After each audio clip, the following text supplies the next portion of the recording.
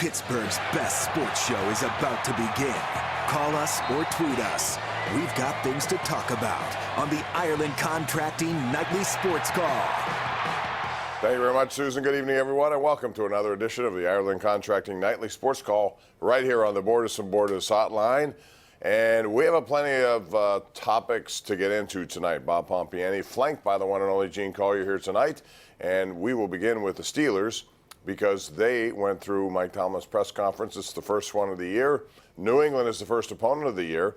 Gene Collier of the Post-Gazette, who does a wonderful job with his columns, one of the most creative guys I know. I want to get your take on what you see. Well, that's true. From this opening versus 2015, I remember the build-up in 2015 was just end and end. It just went on and on. It was for a few months. This year, there were some distractions that got in the way. There was the Antonio Brown, not to mention some other stuff that was coming up.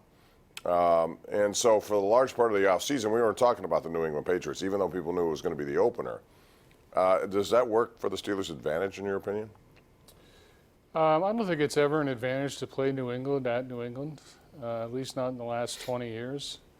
The fact that we've been talking about other things and not so much about New England, yeah, I mean, I guess it can take your mind off it, but Mike Tomlin didn't sound today like he wanted anyone's mind off it. He said that we have to have a great level of detail in this game and not just a September level of detail. Unfortunately, it will be September 8th. So, I mean, that's a tough assignment for any team, not just the Steelers. I would remind you that the time these teams play, the Steelers won, and pretty decisively.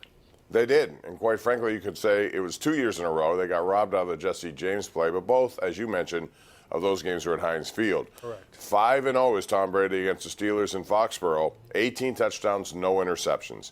So clearly you've got to figure out, even though he has a new cast of characters, there is no Rob Gronkowski. What there is, however, is Tom Brady. And so you know he's going to have a quick rhythm. Devin Bush, surprisingly, in my view anyway, won't start this game. It'll be Mark Barron. And to me, that's not a big deal, but based on how I saw Bush play, perimeter to perimeter, and what he met speed-wise, I'm a little surprised he's not in there to start, although I do expect to see a lot of him. Yeah, I mean, I think he'll play a lot, but I think it's a lot of pressure to put on someone to make their NFL debut at New England against Tom Brady. I think Devin's done a nice job, but it might help him a little bit to not be on the field when that starts. I mean, why rattle someone's confidence right off the bat when you can kind of ease him into this thing? And I think he'll do well. Yeah, we'll see how it goes. It's going to be an interesting game. It'll be a hyped game. The only two teams with 6 Super Bowl trophies. New England has a lot on the line. Not only will they be trying to win a 7th, but they're trying to win 12th straight year, I believe it is, of making the playoffs, which is hard to do.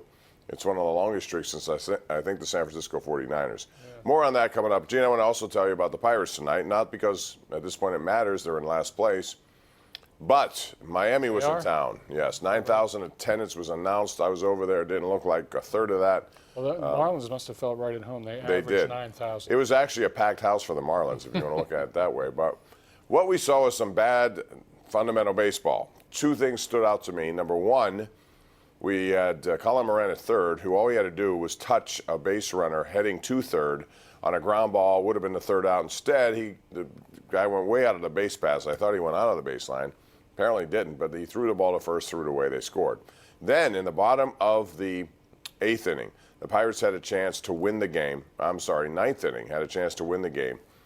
And it was first and second, 2 outs. Adam Frazier, who hits a ground ball, a little dribbler to short. Clearly, with his speed, he was going to beat it out at first. Joey Cora, however, sent Pablo Reyes from second, never stopped him. The call was safe at first. It was an easy play for the first baseman to go to catch. Reyes was up by 35 feet. How do you make that play? Knowing that Brian Reynolds is up next, it would have been bases loaded for Reynolds. Bob, as I mentioned at the top of the show, it is September, and I am not watching the Pirates and the Marlins in September under any circumstances.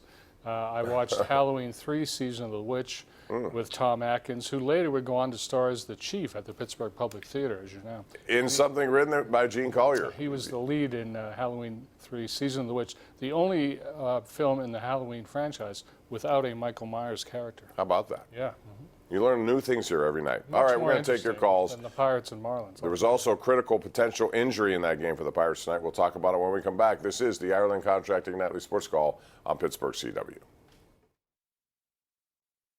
The Ireland Contracting Nightly Sports Call is brought to you by Ireland Contracting, celebrating 25 years as Pittsburgh's #1 home exterior expert in roofing, siding, windows, and gutters, where honesty and integrity still matter.